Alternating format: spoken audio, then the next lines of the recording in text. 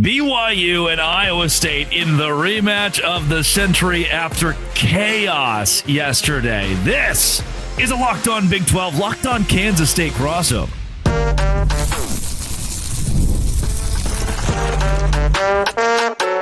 You are. Happy Thursday, everybody. Welcome into Locked On Big 12. I'm Drake Toll from America's #1 Big 12 podcast, Locked On Big 12. Thank you for making this show your first listen every single day. Christian Rao of Locked On Kansas State co-hosting today. Why? Because he knows ball. We will start BYU, Iowa State, a rematch today after chaos yesterday where 1 through 7, those seeds still alive, and Colorado because March, the number 16 team in the Big 12, a win away from matching their entire regular season Big 12 win total. We'll also talk Jerome Tang fired, leaving. What is the future for the Tang gang in Manhattan? And then DeVries from West Virginia to Indiana. The rumors are heating up. If you hit subscribe, we get to keep our jobs. Huge storylines from yesterday, Christian. At the time we're recording, it is Thursday morning, 12:10 Eastern time, because I'm not going to be able to sleep the entire month of March. But who needs sleep? This is March. Chaos yesterday leads to a massive matchup. Double overtime rematch between BYU and Iowa State. Before we go back to yesterday, let's start there. I think all eyes in the conference have to be on this one today. Yeah, absolutely. It's definitely got to be on Iowa State, BYU coming in. It's an early one as well. So I know that we're up late recording this one, but you got to be right back up, ready to roll. Get up. It's time to watch games again. Yeah, absolutely. But it's going to be another exciting matchup because this was one of the, dare I say, I think the last time they went against each other, it was the Big 12 game of the year, Drake. I really think it was. But now we have all these injury concerns on Iowa State's side. Are they going to focus a lot on the tourney? Or are they going to maybe, take a step back so they can focus on the big dance? Yeah, my question for Iowa State going into this whole thing was whether or not they would like the rest. They didn't want the rest in their win against Cincinnati, an emphatic win yesterday. But now, per Nate Slack, feels like Iowa State will be without Keyshawn Gilbert and Taman Lipsey tomorrow morning, who combined for 28 points against BYU last week. Lipsey left the game late, I should say, with what looked like a groin injury. Gilbert missed the entire second half. If Iowa State doesn't show up to play, like if a tree falls in the woods and no one's around, does it make a noise? Can BYU just walk to a win here? It seems like they're the hottest team, second hottest team in Houston in the entire conference. Yeah, I don't disagree with that when it comes to BYU thinking they're one of the most hottest teams and dare I say the country as well, not just the Big 12. But the way that Iowa State's played the last couple games, and it started with Kansas State after TJ was talking about that they just weren't structured. They were unorganized. They weren't playing the right type of basketball. I think that alone is going to change the way that they play on Wednesday. And if they advance past BYU, I don't think they're going to take any type of days off, if you will. Even though they have injury concerns, I think they have to make sure that they're ready to go and continue to get right for the big dance. The biggest question will be, can Jefferson keep up these minutes and keep up this performance? He had 19 points yesterday against Cincinnati. He was outstanding. Jackson with a double-double, hitting 15 rebounds as well, was incredible. Can Milan continue his outstanding shooting from behind the three-point line? Because you're going to have at least one dude step up if you want to continue on in Kansas City, especially against a tough team like BYU. Yeah, and even Momcilovic has dealt with injury issues this year, so we'll see how Iowa State wants to play it today against BYU. From yesterday's slate, you and I stayed up late watching Kansas and UCF. What a game it was. UCF, a game-tying three-pointer there inside of 10 seconds to go in regulation. You go to overtime. Kansas wins it 98-94. Christian, if you're going to sum it up for everyone in America who went to sleep before catching this classic, how do you begin to explain the grit from UCF to keep it close, not just in the second half, but even the first half? They were toe-to-toe the whole game. Yeah, I mean, can we say that this possibly was Johnny Dawkins' game-saving or career-saving game, at least keeping him in UCF? Because I think there's a whole different conversation about where he goes or where he doesn't go now. Yeah. Maybe he doesn't leave. Maybe he's no longer on the hot seat because of how they performed against the Jayhawks. Now, obviously, Kansas hasn't been the team that we've all expected them to be this season, falling out of the top 25. They were a 6 seed in Kansas City. We've never seen that happen under Bill Self. But the Knights have taken so many teams this year down to the wire. This is not something that has been unexpected. They just can't finish. And unfortunately, that just happened again.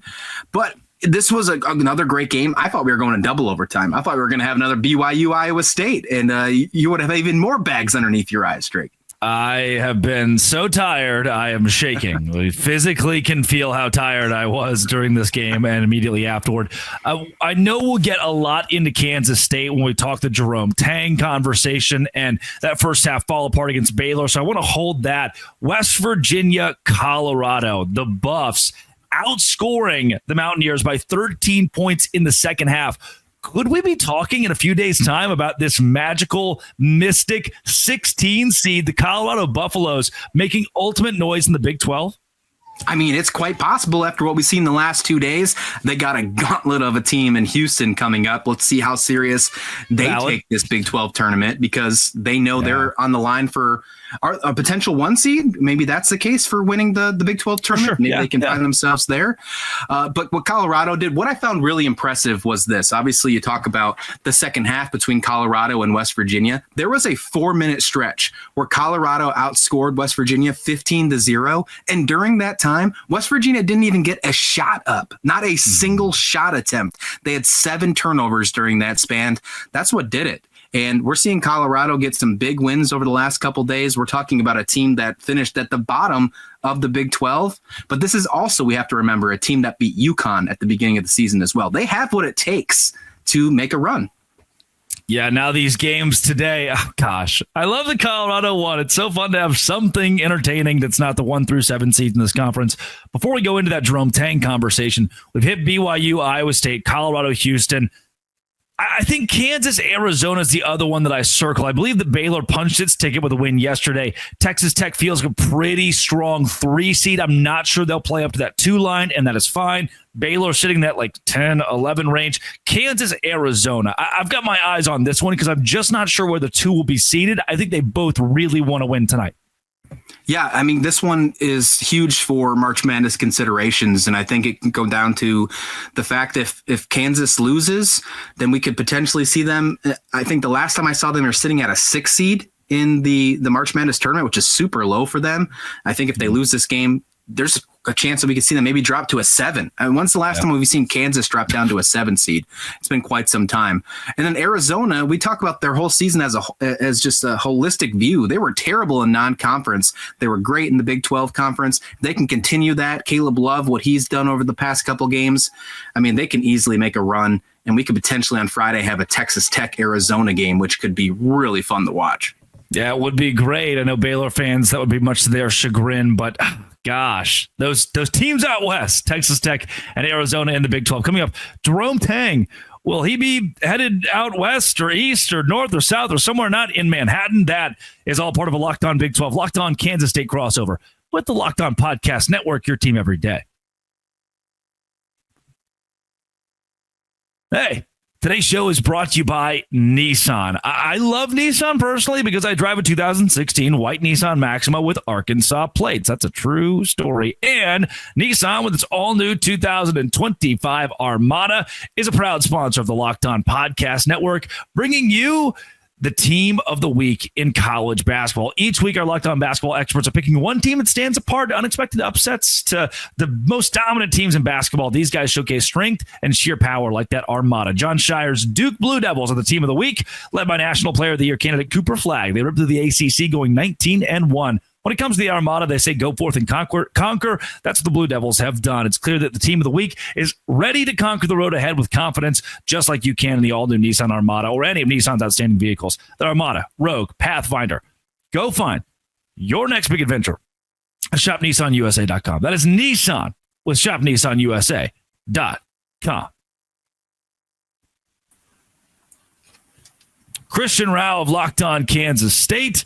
There is no better expert to talk about this one. Jerome Tang, I know there have been murmurs in season, even last offseason, about him returning to Baylor, going to the quiet life, fading away. There was controversy last season. There's more controversy again as he'll miss back-to-back NCAA tournaments, will not make a postseason whatsoever. This one, at least if they're invited, I know that you mentioned off air that they will likely decline that. I know it's year 3. But to regress the way that Kansas State has, right? Had Jerome Tang not gone to that Elite Eight in year one, maybe things are a bit different, but the fan base just seems unhappy. Yeah, you know what? I feel like it's a social media problem. I don't know if it's a full Kansas State problem. I think it's just a small group of Twitter upset people. Yeah, really, Twitter. I think it is the case. But when you get an idea of the actual whole Kansas State fanhood, I don't know if it's the same feeling about Jerome Tang. Now, to continue on that part, well, obviously they fall to Baylor, and Baylor's a great team, and there's a lot of relationships between Jerome Tang and Baylor, and we all know those. Everybody on the broadcast to let you know a million times about him as well. But he did say that they're also not going to most likely participate in any type of postseason tournament. He said that he thinks that the crown like Las Vegas is a bad timing for Kansas State, and he thinks seniors like Coleman Hawkins and David Gasson won't want to play in it. So he said, quote, "I don't see that happening." So nothing confirmed, but again, I think the season for Kansas State is over. I don't think he's on the verge of losing his job. Now, one, the buyout's absolutely insane. It's close to $18 million, Drake. I don't think that's going to happen. Now, if he decides to leave, that number's a lot lower that they have to pay him. But if Kansas State decides to remove or void his contract, it's about $18 million, or at least somewhere around that area, to buy him out. So I don't think that's happening because you already had this type of NIL feeling. You had some kind of NIL traffic coming in this season. It didn't work out. Now, according to some media outlets, it was the number 2 transfer portal class in the entire country, and you're not even going to make the dance. So it obviously didn't work out. I can see that being a concern moving forward. We saw what just happened with Utah. The reason for why Utah's coach is no longer going to be there because donors were no longer willing to give NIL. Could that be a concern in the future for Kansas State? I think we would be ignorant not to think that could be a concern in the future. But right now, I think he's pretty safe, and it's unfortunate that they couldn't make a long dance into Kansas City because I think that just would have been really fun. A Colorado Kansas State final, like, wouldn't that have been fun? That would have been pretty neat, and sadly, we will not see that in this year's Big 12 tournament. Interesting this season. You lose 9 out of 10 when you're Kansas State, including losses to Wichita State, to Drake, Oklahoma State. Then you rattle off 6 in a row, including that win at number 3 Iowa State by 19 points, only to follow up that win streak by losing 4 in a row. Does it feel like the angst, that's the word I'm going to use, the angst from Kansas State fans comes from a place of just confusion? I mean, had it been more of a, 2 wins, a loss, 3 losses, 2 wins kind of season, maybe there's a little less pent up frustration, but just the ebb and flow of hope and despair has got to be demoralizing. They love to say in college basketball that it's a game of runs, and I think they took that too seriously this year with their winning streaks and losing streaks. And the fact that they started off just dreadful in non-conference, and after getting the Big 12 opener, that was great against Cincinnati, you falling 6 straight in the Big 12, it just left a really sour taste. It was a nice feeling having that 6-game winning streak against multiple ranked teams in the middle of the season, in the middle of the Big 12 conference. It gave us hope, right? There was a fact, we were back on the bubble at one point as an at-large team, but it just wasn't meant to be. And I think that's probably where the angst is coming from. Obviously you can talk about any kind of burner sitting behind a Twitter and talk about who they want to fire. Normally those people don't have their pictures of themselves on there when they're having that type of conversation. But, I don't think he's in serious trouble. I think they're going to give him a couple more years to figure this out personally, especially if Gene Taylor continues to be the athletic director. What I would like to see, though, is some sort of changing in his coaching staff, maybe not firing or removal, but bringing in somebody that could maybe give a jolt to the offense, because towards the end of the season, especially, and we saw in last night's game as well, the shooting was bad and the shooting continued to be bad. And the offense struggled with just trying to figure out how to get the ball down low or find open shots. And obviously that comes with some talent level as well, but that it seems to be a growing problem that has not only happened this season, but was an issue as well last year as well. So I'd like to see them maybe add an offensive-minded assistant coach to help Jerome Tang and the rest of the Wildcats take that next step forward, because they have the talent. And if they can keep it around, because the transfer portal is coming soon, obviously you want to try and build this team and keep this nucleus. Jerome Tang continues to talk about the Houston model, right? What Houston's done over these past couple seasons, retaining all these players and then just bringing in players to retool and continue to be a top team in the nation. He wants to mimic that. Why wouldn't you? And if they can do that, if they can keep these players around, then I think they have a good chance. But they got to change a couple schemes as well. If anybody is a fan of Jerome Tang, I want to raise my hand and say that I'm in that camp. He was, when we were in Waco together, one of the nicest assistant coaches to me. When Baylor won the Big 12 championship for the first time, I guess for the second time when they went back to back, the first hug that I got was from Jerome Tang on the court. And I'll never forget that moment. He's somebody who would go out of his way to make sure that many of us felt seen and to open conversations and to become an arm of the program that was open to fans, to media, to those of us who wanted to give Baylor its flowers. I want to give Tang that credit.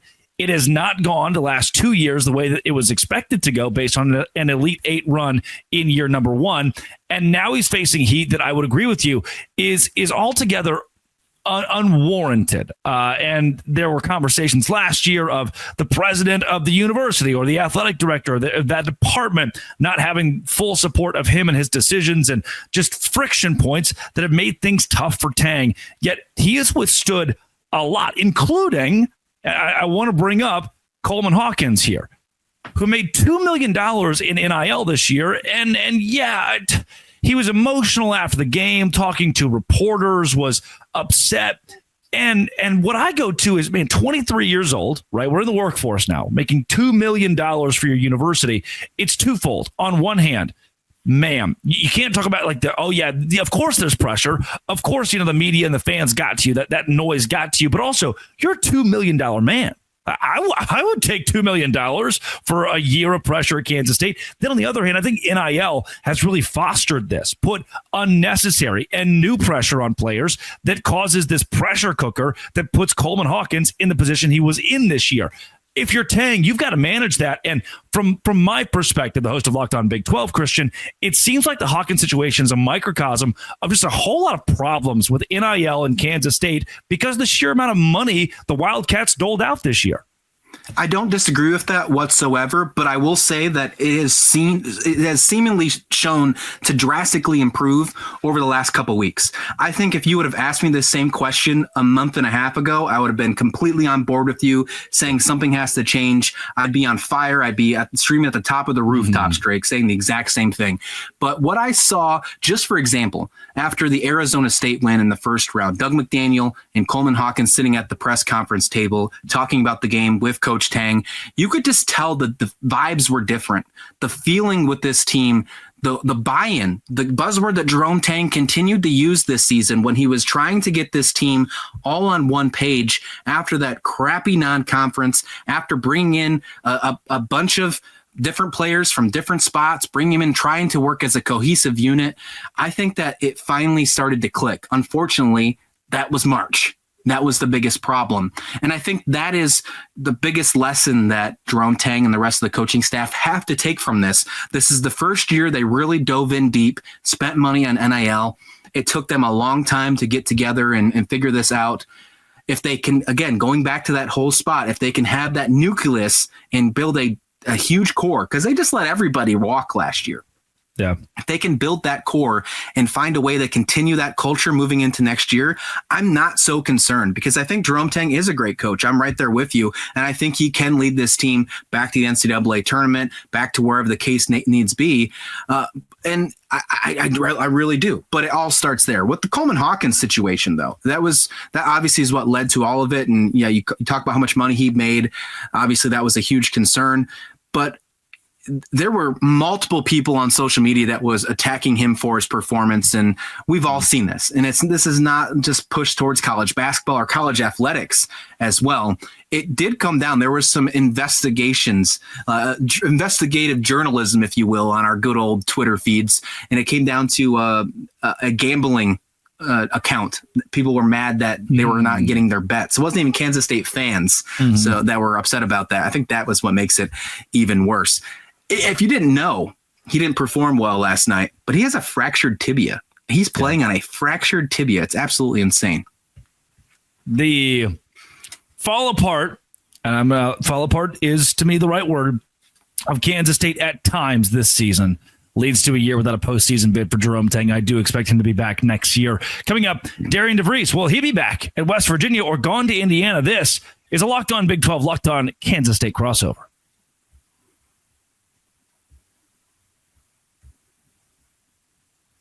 Christian Rao of Locked On Kansas State. And you may be wondering, wait, we're talking Darian DeVries in West Virginia, of course, but this guy knows ball and all things about the Big 12 and hoops in the Big 12 Conference. Darian DeVries a couple of weeks ago was rumored to be in the hunt for Iowa if they made a change with Fran McCaffrey in their men's basketball program. Now it's Indiana. Our friend Mountaineer Paul of Locked On West Virginia has talked about this on his show. A lot of different West Virginia outlets have brought it up about national rumors that Darian DeVries would take the Indiana job or be in the conversation or be unable to turn it down.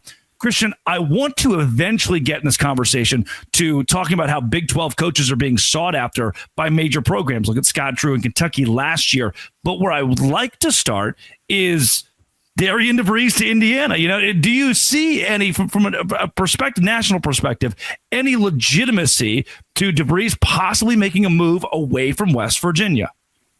Oh, absolutely. Absolutely. When you think anytime a program like Indiana is open, unfortunately, you're going to have multiple big name coaches that have proven to be successful in the past at multiple programs. What he did at Drake was super impressive. And what he did in his first year at West Virginia has been really impressive as well.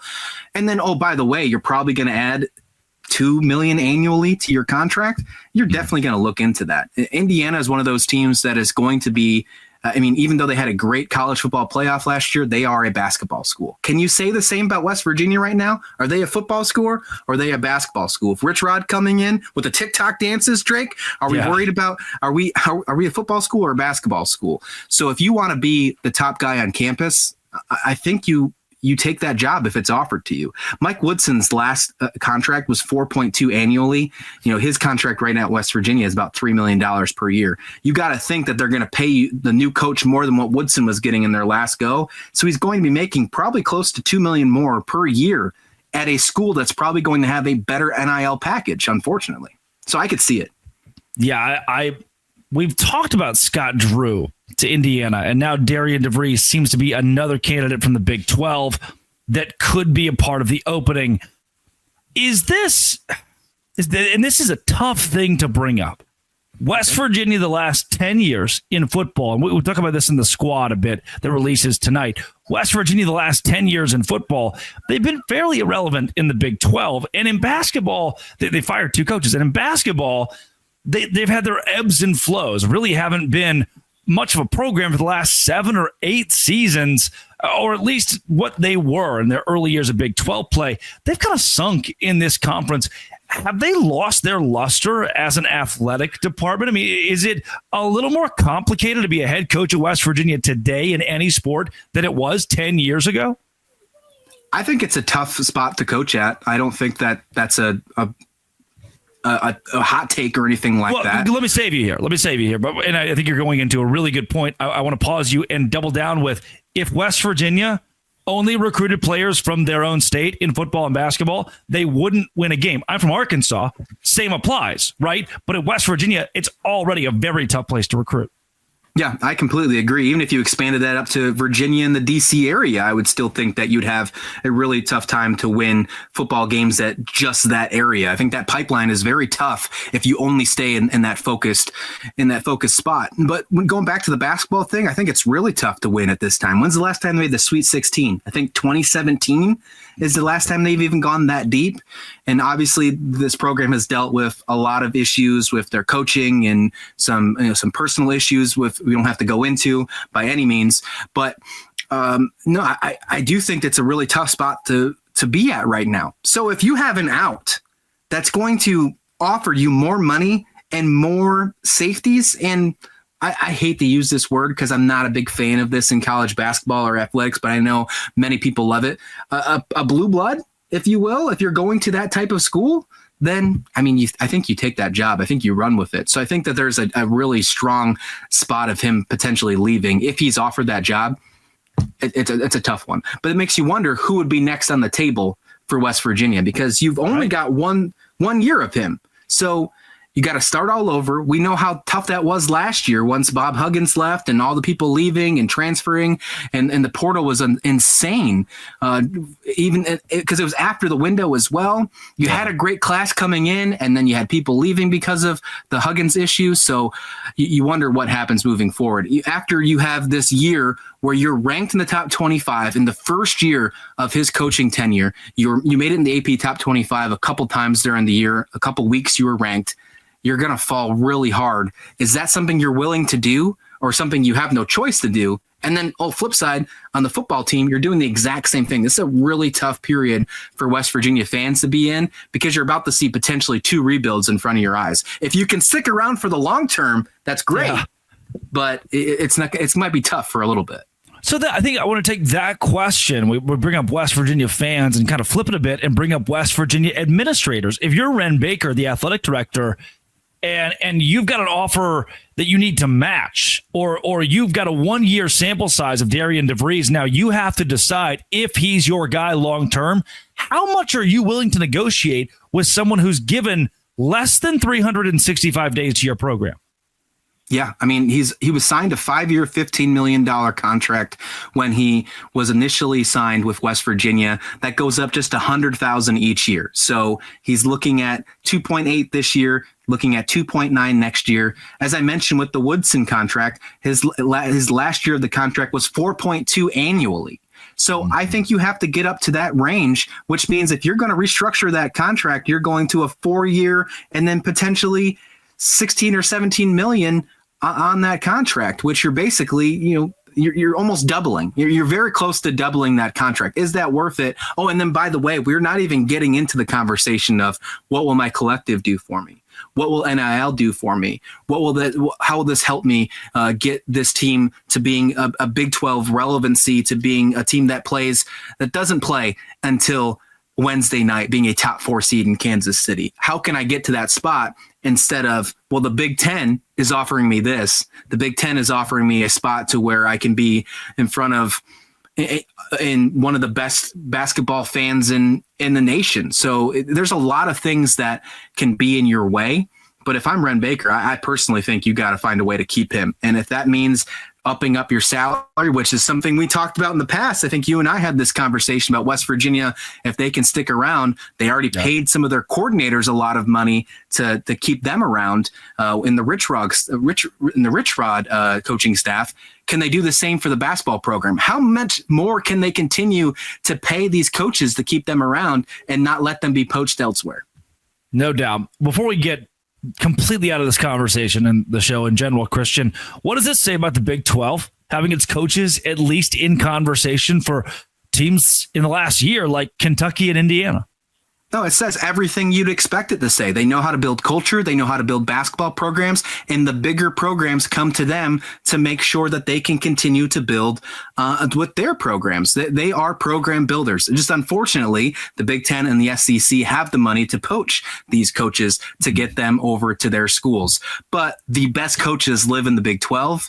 The best programs live in the Big 12. And although the SEC might be having a better year, there is no better basketball conference than this one right here.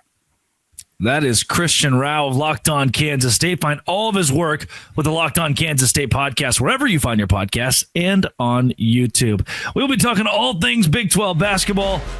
Christian, you can too if you want. This has been, and it always will be, Locked On. Thanks for making it your first listen every single day. Dose Grande.